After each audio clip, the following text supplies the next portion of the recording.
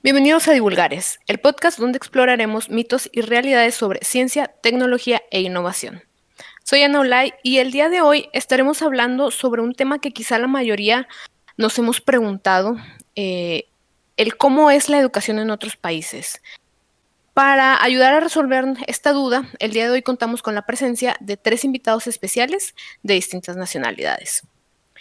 En esta ocasión nos acompañan profesionistas de Estados Unidos, Colombia y España. Quisiéramos conocer primero un poco más sobre ustedes. Si podrían comentarnos a qué se dedican actualmente y pues me gustaría comenzar por ti, Wences. Claro, me llamo Wenceslao Andrés Rincón. Soy un ingeniero mecánico y yo hago mi trabajo en el SolidWorks y hago diseños y dibujos de 3D y estoy empleado en una compañía llamada Chlorking que hace equipo para piscinas y amo lo que yo hago. Y con eso, sí. Ok, bueno, muchas gracias, Wences. De hecho, sí, es muy interesante y creo que es un tema como que de mucha actualidad, ¿no? El estar diseñando ahorita en softwares como lo es SolidWorks. Pero ahora pues vamos con Adriana. Tú eres de Colombia, pero tengo entendido que actualmente estás en Francia, así que pues platícanos un poquito de qué es lo que estás haciendo por allá. Gracias, sí. Soy Adriana Aguilera, soy colombiana. En Colombia yo hice mis estudios de ingeniería electrónica y telecomunicaciones. Luego fui a México a hacer el doctorado y luego vine a Francia por cuestiones de trabajo. Ahora soy profesora investigadora en una escuela de ingenieros que se llama ESTIA, está al suroeste del país. Es una escuela donde formamos ingenieros generalistas.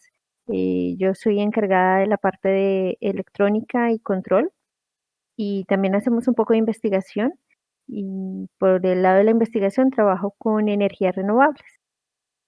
Ok, también muy interesante, pues toda esta cuestión, ¿no? De las energías renovables, que ahorita pues también es un tema que se está tratando mucho, ¿no? Pues principalmente por la cuestión del cambio climático. Gracias. Y pues ahora vamos hasta España con Juan Luis. ¿Qué nos puedes contar de ti? Bueno, soy Juan Luis Felguera, vivo en Manzanares, que es un pueblecito en el centro de España, en la zona de La Mancha. Eh, Soy graduado en Ingeniería Mecánica con un máster de homologación de Ingeniería Industrial y además luego tengo formación específica en técnicas de mejora continua en Lean Manufacturing para mejora de técnicas de producción en planta. Actualmente soy encargado de producción, mantenimiento y mejora continua de una fábrica de dispositivos de protección contra explosiones. Oh, ok, eso está muy interesante la cuestión de los antiexplosiones. Es decir, creo que no había escuchado mucho al respecto. Bueno, pues de antemano agradecemos su tiempo de estar aquí con nosotros. Y pues yo quisiera empezar el tema hablando un poquito de cómo se lleva a cabo la educación en México. Usualmente se comienza pues alrededor de los 4 años de edad con los niños en preescolar, que son mínimo 2 años obligatorios que se piden antes de ingresar a primaria, los cuales se cursan en 6 años y después viene la secundaria, de la cual son pues 3 años escolares. Y todo esto anterior se considera como educación básica. Entonces, ya después viene lo que se llama educación media superior, que viene a ser la preparatoria, y que pues depende del lugar de la República Mexicana que se curse o de la institución, o si es una educación técnica, puede ser de 2 o 3 años. Y pues hasta este punto es lo que se considera como educación obligatoria en México y que pues son alrededor de 15 años y el Estado está obligado a proveerlo. Posteriormente, y pues ya dependerá de la situación de cada quien, es si se toma la educación superior, que es la universidad, y pues en promedio toma alrededor de 5 años obtener el grado de licenciatura. Ahora, esto sabemos que no es algo general para todos los países, entonces pues vamos a comenzar a hacer una pequeña comparación con respecto, pues empezamos con nuestro país vecino que es Estados Unidos. Wences, ¿podrías darnos un panorama general de cómo es esta cuestión allá? Es un poco diferente allá o aquí, como am, en la primaria es el primero a quinto, luego la secundaria es sexto a octavo y luego la prepa es ninth al décimo o twelfth o no sé cómo decirlo así. Um, El doceavo. sí. In my experience, I had the privilege of going to la prepa in USA and in Mexico. So para mí siento que en México es más concentrado en la educación, mientras en el Estados Unidos se sienta como general, como well-rounded, algo así.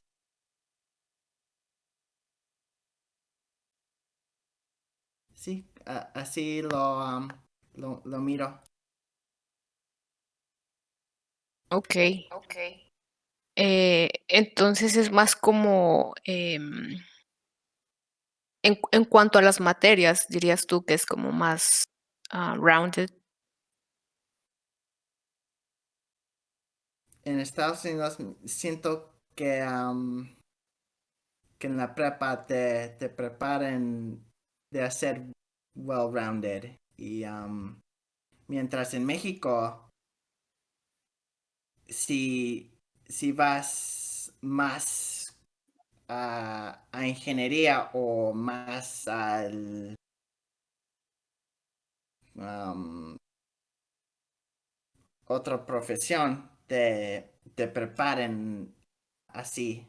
Mientras en Estados Unidos no es como, o si vas a ingeniería, te vamos a dar la física, física, el cálculo y todos los temas que van en ingeniería. Y en Estados Unidos te dan de todo. Tú eliges lo que tú quieres. Eso lo quiero decir. Ok, sí, ya te entendí, por dónde va la cuestión. Sí, de hecho, sí, a mí me tocó también así en la preparatoria aquí que, este, fue como que formación, digamos, como uno general, como lo mencionas, el primer año y medio y, el último semestre igual llevábamos, materias generales, pero ya nos pedían de que, bueno, o sea, tienes una idea hacia dónde te vas a enfocar de profesión, que si quieres ir a medicina, bueno, tomas las materias de anatomía, fisiología y demás, o como mencionas, si vas a ingeniería, pues matemáticas, cálculo y todo, ¿no? Dependiendo de la... Sí, ya te entendí. Que bueno, ahora con esta perspectiva que nos comentas y pues aparte con los datos de una investigación que realizó nuestro compañero Rogelio García, ¿sabían ustedes que en el 2017 en México la cantidad de años promedio de la escolaridad de la población fue de 8.6 años, mientras que para Estados Unidos fue de 13.4 años? ¿Esto qué nos quiere decir? Que en México, pues la población, un poco más de la mitad, tiene un poco más de la mitad de los años obligatorios cursados, que son alrededor de pues, los 15 que ya había mencionado, y en Estados Unidos estudian un poco más de los 12 años obligatorios, según esta investigación. Pero pues vamos a ver qué tal están los datos en otros países. Pero pues primero, Adriana, ¿cómo es la educación en Colombia? Bueno, en Colombia el ciclo escolar es muy parecido a México. Tenemos los 3 años de preescolar, luego los 5 años de primaria, luego tenemos algo que le llaman básica secundaria, que son 4 años, y al final 2 años que se llama media vocacional, que es allí donde hay materias específicas de acuerdo como a la dirección que le quiere dar uno a su carrera profesional. Pero ese media vocacional depende del colegio. Los colegios públicos tienen enfoques un poco hacia la industria y otros comerciales. Bueno, en mi época. Yo creo que hoy en día hay mucha más opciones eh, que ofrecen la escuela pública. Y generalmente a todo ese ciclo, los 4 de la básica secundaria más los 2 de la media vocacional, a todo eso se le llama el bachillerato. Y cuando terminas, al final de la media vocacional, presentas un examen general es un examen a nivel nacional, donde se evalúan los conocimientos de todo el periodo escolar básico y te da un puntaje. Y es con respecto a ese puntaje que se puede acceder a la universidad, a ciertas carreras, por ejemplo, como medicina o como ingenierías, exigen unos puntajes bastante altos. Entonces, si uno no tiene ese puntaje, uno no puede acceder al menos a las universidades públicas. Y toca esperar un año más, volverlo a presentar y etcétera, etcétera. Pero bueno, es un poco lo que es la parte de la educación básica y la educación obligatoria, y como tú dices, que el gobierno está obligado a garantizar el acceso a la educación de todo ese ciclo escolar, es muy similar a México. Okey, sí, de hecho, sí hay, muchas similitudes, quizá a lo mejor en, algunas ligeras diferencias en los tiempos y aquí por decir lo que mencionabas del examen que les hacen, pues, en general para obtener los puntajes aquí, al menos en Nuevo León, que es donde estamos ahorita, este, hacen igual cada facultad un examen y también piden un mínimo, de puntos, pero es más enfocado como que hacia el área, ¿no?, de la carrera que se quiere cursar.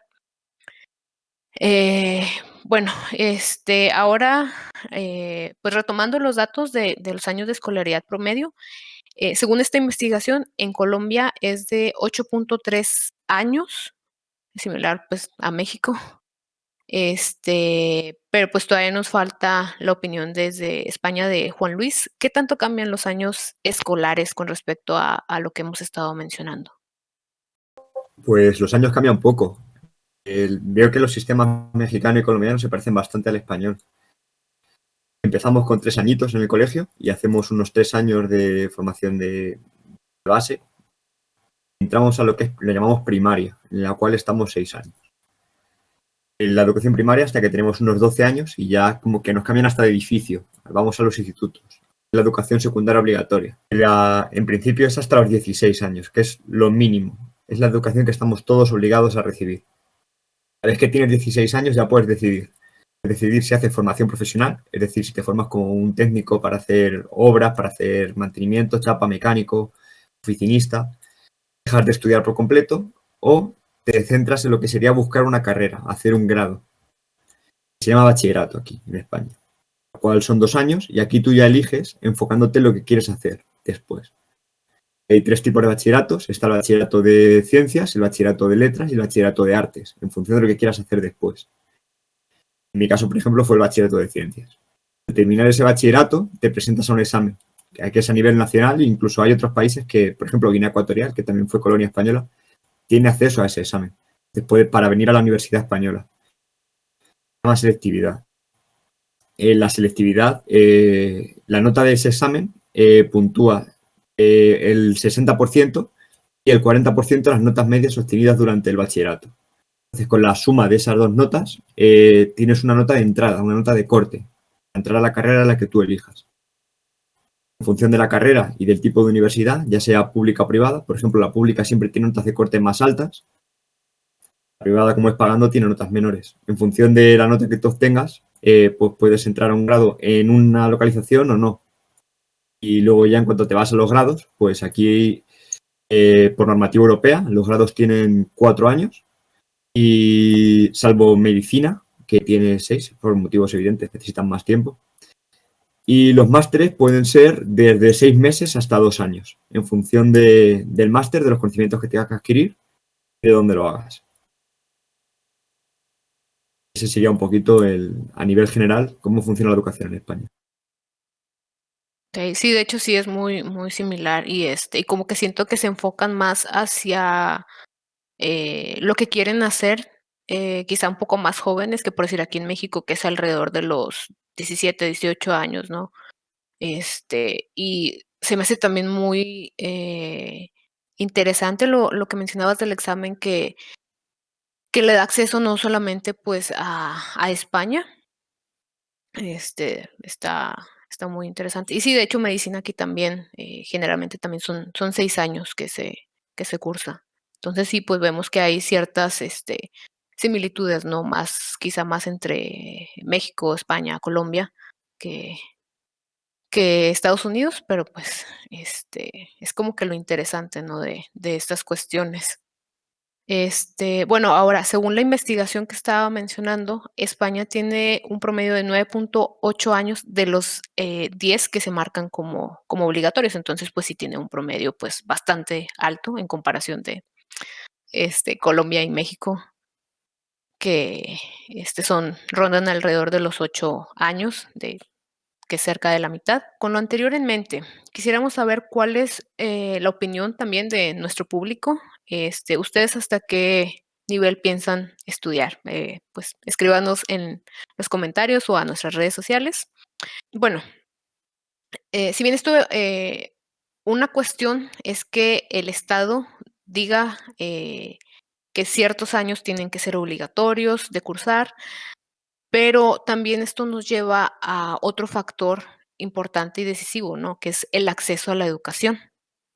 Esto pues naturalmente está ligado con la economía de cada país, pero pues no es una cuestión lineal como podríamos pensarlo. Un ejemplo de esto son algunos países que son productores de petróleo, como Arabia Saudita, Qatar, Kuwait, donde su Producto Interno Bruto es relativamente alto, mientras que la calidad de la educación es baja.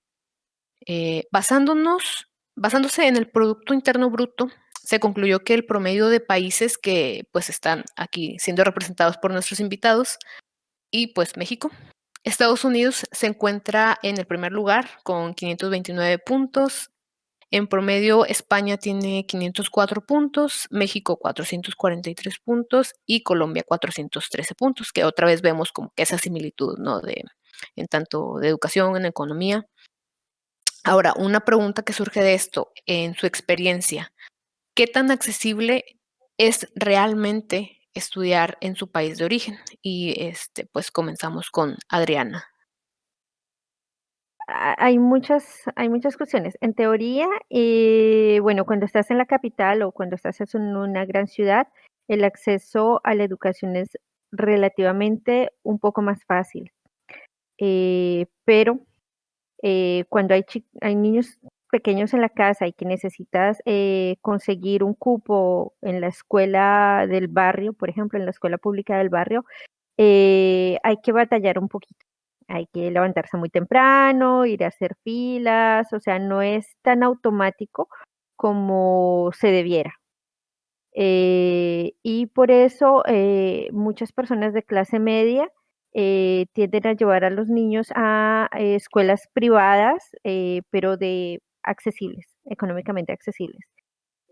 Pero si hablamos de, pe- de pequeños pueblitos o de regiones aisladas, el acceso a la educación es mucho más complicado y yo diría que casi imposible.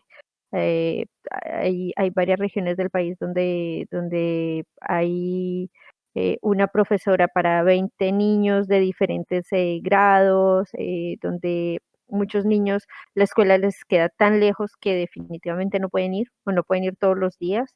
Entonces, sí, no es como tú dices, no es lineal y no es igualitario en todas las regiones del país.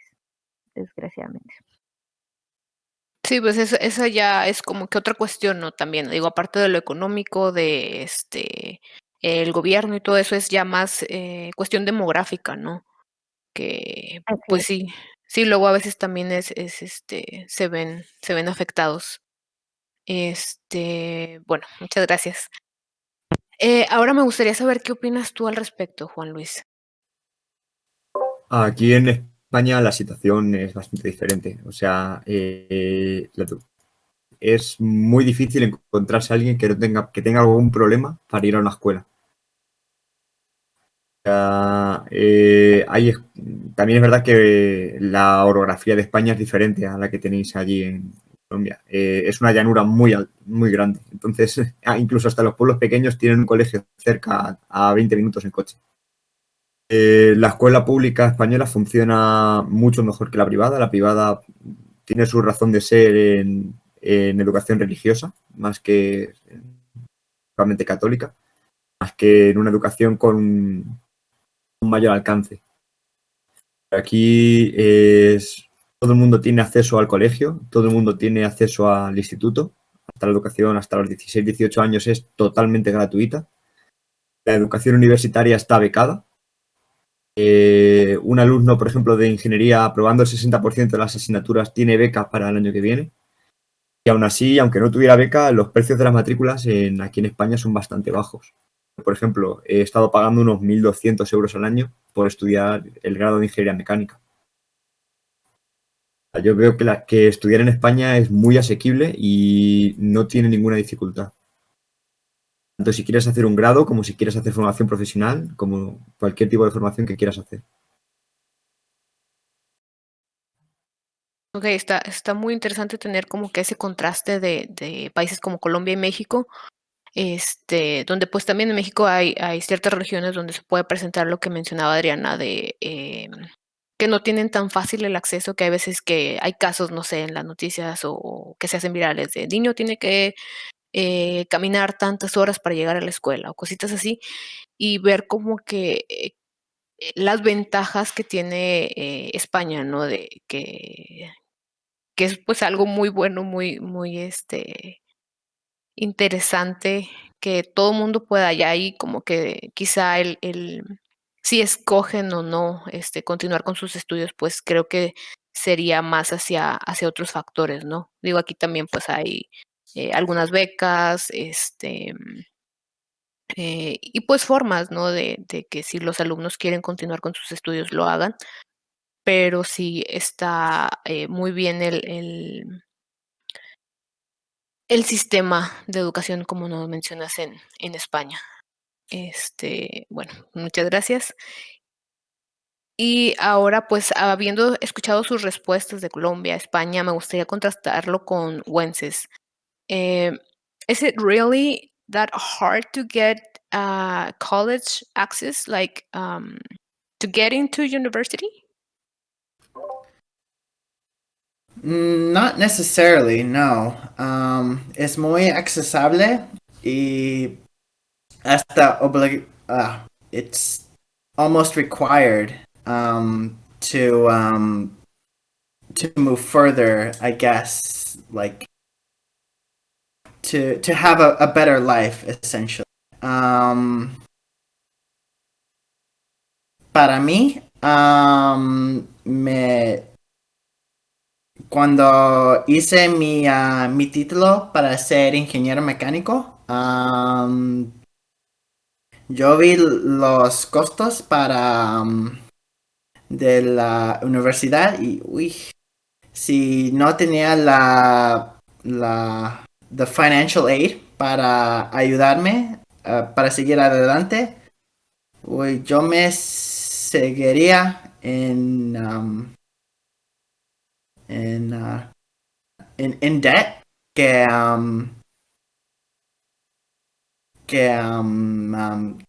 that I know a couple friends who weren't as lucky as me who took out financial aid. They are in debt for at least a good amount of money, like probably talking between $50,000 and $100,000 pero it is very accessible to get the college education over here, and it works. Yeah. Mm-hmm. Okay, so you would say like there are ways to get college education, like scholarships, and stuff like that. And I think that's kind of similar in Mexico. Like nowadays, you must have a degree because if not, you're gonna get like a low pay jobs, and where are you going to go, right? Yes, I agree with that because I used to work at a fast food place, and the highest, I guess, degree I had was a high school diploma. So, in order for me to essentially live a good life, I had to get a college degree, and yeah, it helps. I think sure it does. Ok, bueno, muchas gracias por sus respuestas. Y pues ahora también nuevamente queremos saber pues la opinión del público, ¿no? ¿Qué tan difícil ha sido para ustedes pues acceder a la educación donde residen? Bueno, puesto que la educación varía dependiendo del país de residencia, las habilidades que se van adquiriendo en la formación profesional también lo hacen, por lo que existen diferencias entre profesionistas en diferentes países. De aquí surge la necesidad de formación de equipos globalizados. Por ello les pregunto lo siguiente. ¿Cuál creen ustedes que es su diferenciador con su contraparte de otro país? Comenzamos escuchando la opinión de Juan Luis, por favor. Pues es que, yo, por ejemplo, que me he movido en ambientes con europeos, principalmente, no noto diferencias en nuestro sistema educativo, en nuestras competencias. Al final, como todo viene de arriba, viene todo de Europa, la formación que vamos teniendo, al final, a nivel estrictamente formal, de conocimientos técnicos, hay muy poca diferencia. Las principales diferencias vienen en la forma de ser de las diferentes regiones. Más que en la formación en sí, que al final es cada uno, en función del país en el que procede, pues tiene una forma de ser diferente. Aquí, por ejemplo, pues en España tenemos una forma de ser diferente a la que tienen los nórdicos. Las diferencias entre profesionales del norte de Europa y nosotros es más la forma de ser de cada uno, más que la formación teórica que tenemos. Ok, y por decir, dirías tú que esta cuestión de que tienen una forma de ser diferente, pues entre sí, podría como que llevar a que un equipo trabaje de forma distinta a pesar de ser la misma formación educativa. Sí, sí, sí. O sea, ¿ves alguna ventaja al respecto? No es ventajas o inconvenientes, es la forma de entender el grupo, la forma de entender el equipo. Por ejemplo, aquí en España pues somos más como en Colombia, como en México, somos mucho más abiertos, más cercanos. En los norte de Europa no lo son tanto. Entonces, aquí como cogemos confianza, cogemos sinergias mucho más deprisa. También la manera de vivir, entender que el trabajar para vivir o el vivir para trabajar, eso también cambia el chip en función de la región en la que vinimos. Entonces, esa diferencia de la forma de ser, yo creo que es a día de hoy, en los ambientes en los que yo he podido moverme, mucho mayor diferencia de formación. Ok, eso sí está pues muy interesante, ¿no? Porque a veces también el cómo ve un problema, el mismo problema, no sé, a lo mejor gente de España o no sé, alemanes, aunque sean todos de la misma región europea, pues es diferente, ¿no? No sé si tengas como que alguna experiencia de que te haya tocado pasar. eh, Por ejemplo, en cuanto al metodismo, o sea, ha sacado el tema de los alemanes. Los alemanes son metódicos y cuadriculados. Estuve en un equipo de competición de la universidad de Formula Student y nosotros era como mucho más ir a disfrutar la experiencia del Formula Student, hacer piña, hacer grupo. Los alemanes eran como todo mucho más metódicos, levantarse a una hora en concreto, poner el coche a punto en una hora en concreto. Al final los coches salían a la pista al mismo tiempo y estaba todo funcionando, los dos equipos funcionaban igual. Pero el metodismo, la forma de entender el trabajo del alemán no es la misma que la del español, en ese sentido. Entonces, ese metodismo, ese primero esto y repetirlo siempre en el mismo orden, pues eso, por ejemplo, en un equipo integrado por españoles es como más complicado de... Ok, sí, pues yo creo que de cierta forma es un complemento, ¿no? Y el trabajar que todo mundo sea pues diferente. Inclusive muchas veces existe esa diferencia siendo todos mismos profesionistas del mismo país, ¿no? Pues cae más en la personalidad, ¿no? Bueno, muchas gracias. Ahora me gustaría escuchar qué es lo que opinas, Wences, al respecto. Ah, which do you think will be like something different comparing yourself with the same profession to someone with the same profession but from another country? Cuando me gradué de la universidad, que yo me apliqué a casi a todos lados que tenían puestos de ingeniería y casi nunca recibí una llamada o un correo electrónico así y tenía una entrevista una vez al mes. Y comparando a otros países, creo que hay más oportunidades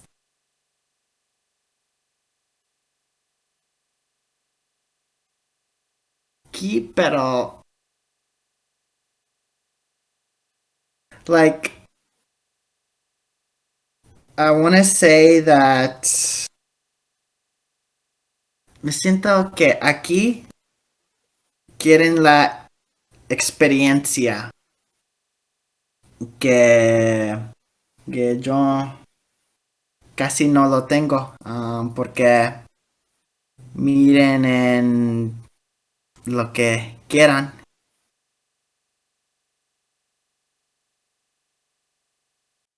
Okay. So would you say like okay, and do people from job interviews consider, I don't know, extra courses as experience? I think they look at your job history more than your courses because the courses that's like a standard, like they know that you took the classes, like they know that you know everything that you taught in school. They look more for the experience that oh hey look, he's worked at a factory, or he's designed this very I guess complex project that took months to work on. I think that right there is what matters, in my opinion. Okay, and have you had the opportunity to work with someone from with a different nationality rather than the States? I have not yet, but I have a feeling that I will be one of these days. So I'll be looking forward to it. Okay, thank you. Pues está interesante también, ¿no? Ver cómo es la perspectiva laboral en Estados Unidos, porque luego mucha gente piensa de que sí, todas las oportunidades están allá, pero pues también hay ciertas, como batallar para, para conseguir el empleo. Bueno, ahora que ya escuchamos cómo es la cuestión en España, en Estados Unidos. ¿Qué opinas tú, Adriana, al respecto? Bueno, yo, a partir de mi experiencia personal, yo llegué, vamos a decirlo, como profesionista a México. Ya había terminado mi carrera de ingeniería y comencé la maestría en México. Y cuando llegué me encontré con los profesionistas mexicanos que estaban haciendo la maestría conmigo y me di cuenta que había, académicamente, los sentía un poco más fuertes. Comparándome personalmente con ellos, me daba cuenta que la formación en México con respecto a la que yo había recibido en Colombia, no que fuera mejor, pero digamos que ellos tenían otras capacidades. Pero ahí el asunto era que yo había estudiado en una escuela privada, en una universidad privada en Colombia, y mis compañeros venían, creo que todos, venían de institutos tecnológicos en México que tienen una, vamos a decirlo, una buena fama en cuanto a la calidad educativa. Entonces fue como mi primera experiencia para poder comparar el contraste entre la educación en Colombia y en México. Me di cuenta que la educación pública en México era muy buena. Luego, estoy también muy de acuerdo con lo que nos decía Juan Luis, porque cuando llegué aquí a Francia, bueno, llegué a Luxemburgo y Luxemburgo es un país que recibe extranjeros porque la universidad es muy joven y ellos no tienen profesionistas luxemburgueses, entonces digamos que importan todas las profesiones y pues te encuentras con alemanes, con europeos, con orientales, con asiáticos. Entonces, ahí ves el contraste, pero no en como lo decía Juan Luis, no es en las capacidades profesionales para ejercer o para encontrar soluciones o para proponer soluciones, sino más bien es como en las metodologías de trabajo de acuerdo a la formación y de acuerdo a lo que cada uno recibe y a la cultura de su país. Entonces, ahí digamos que la parte de la diferencia entre ser profesionista de un país o de otro no está tanto en la educación, sino más bien en eso, en la parte cultural y en la parte de metodología de cómo te presentas frente a un problema y cómo propones soluciones. Es más un poco eso. Ok, sí, entonces sí es pues como que viste un panorama de los dos, ¿no? O sea, cuando llegaste a México para hacer posgrado y ya cuando vas y tienes pues la experiencia en Europa. Está muy interesante, creo, tener esas experiencias. Y pues sí, yo creo que inclusive en México, hablando más hacia la educación, a lo mejor también, sí me ha tocado ver que no es lo mismo la educación en tecnológicos superiores a en sí en las universidades, ¿no? Tecnológico está más enfocado hacia la industria, la universidad, pues más hacia lo académico, la academia, ¿no? Pero sí está muy creo que pudo haber sido muy enriquecedora esa experiencia. Pues muchas gracias. Ahora que estamos, enterados, ¿no? De qué es lo que nos distingue a cada uno como profesionistas formados, pues, en diferentes países, les pregunto, a ustedes, ¿qué es lo que aportaría cada uno de ustedes si fuéramos un equipo globalizado? Comenzamos con Wences. Are we talking about like me personally, or like if we're assigned a team? Imagine we were going to make a team, like all of us four. What would you personally, based on your skills and your experiences, bring to this team? Okay. Me personally, I love to work with my hands, and Like, say that something needs to be built, I can help out with essentially assembling things, construyendo cosas, and reading out instructions. And if we need like a custom part that needs to be built, I can go on SolidWorks y crear la parte y luego ponlo en un dibujo con with the appropriate callouts like hole diameters, what size it needs to be, what material it needs to be, if it needs to have a particular finish on it, and yeah, that's what I bring to the table. Okay, so that's very interesting because I have had experience with people who's not like dealing very well with working with their hands and or things and stuff like that, but they are good in investigation and research. They are good in research rather than doing things with their hand. I've had a little taste of both, and I like it. Ahora, Adriana, ¿qué nos aportarías a este equipo? Bueno, yo creo que yo podría aportar un poco de la pedagogía, como de las formas para poder transmitir la información. Siento que es algo que me gusta. Me gusta hacer, me gusta trabajar, me gusta,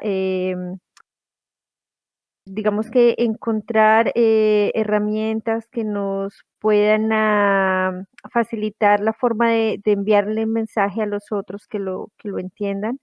Yo creo que sería mi aportación, un poco de pedagogía, de métodos pedagógicos para transmitir.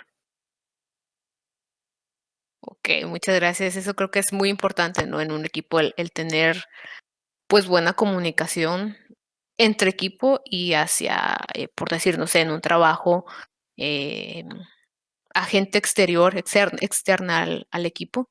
Se me hace que sí, pues, es una de las, cuestiones más importantes, ¿no? Para que funcione bien un equipo. Muchas gracias. Y pues ya vamos formando un equipo más consolidado. Ahora, Juan Luis, ¿cuál sería tu aporte? Eh, pues yo me dedico a coordinar gente, a coordinar las tareas de una fábrica y siempre sin perder el rumbo. Mi rol en un equipo es el de liderar y coordinar las acciones de todo el equipo que vayan orientadas a cumplir el objetivo final. Ese es un poco a lo que me dedico profesionalmente y además a lo que yo siento que puedo aportar más a un equipo. Ok, también es otra de las cuestiones, ¿no? El tener todo bien organizado y planteado. Ya sea yo creo que en un equipo, por decir, personas que están cursando licenciatura o algo, que luego a veces son como que los problemas que hay. Tanto pues obviamente en alguna empresa, creo que sobre todo en ese ámbito sí se tiene que pues tener bien establecido metas y pues estar, como dices, todos bien, muy bien coordinados. Pues tal parece que tendríamos un equipo muy interesante y diverso. Eso, pues, es una de las ventajas, ¿no?, de la globalización. Y, bueno, ahora le pregunto a nuestra audiencia, ¿ustedes qué aportan a nuestro equipo de aquí de Divulgares del episodio 5? Escríbanos, en los comentarios. Y, pues, la verdad es que me ha dado mucho gusto conversar con ustedes 3. Nos dejan, pues, más en claro, ¿no?, de varias dudas que podemos tener respecto a este tema de la educación en otros países. Y, pues, obviamente reiteramos nuestro agradecimiento por su tiempo. Muy muy enriquecedora esta plática. Y, pues, hasta aquí llegamos por el episodio del día de hoy. Gracias por escucharnos y pues no se olviden de seguirnos en nuestras redes sociales y estar con nosotros cada 15 días, los miércoles a partir de las 12 p.m. O sea, si quieren escucharlo en Spotify o verlo en YouTube. Y pues agradecemos también a nuestro equipo de producción de Divulgares, que está conformado por Rogelio García, Manuel Zamora, Griselda Quiroz, Alex Reyes y pues una servidora, Ana Olay. Y pues nos vemos hasta la próxima. Gracias.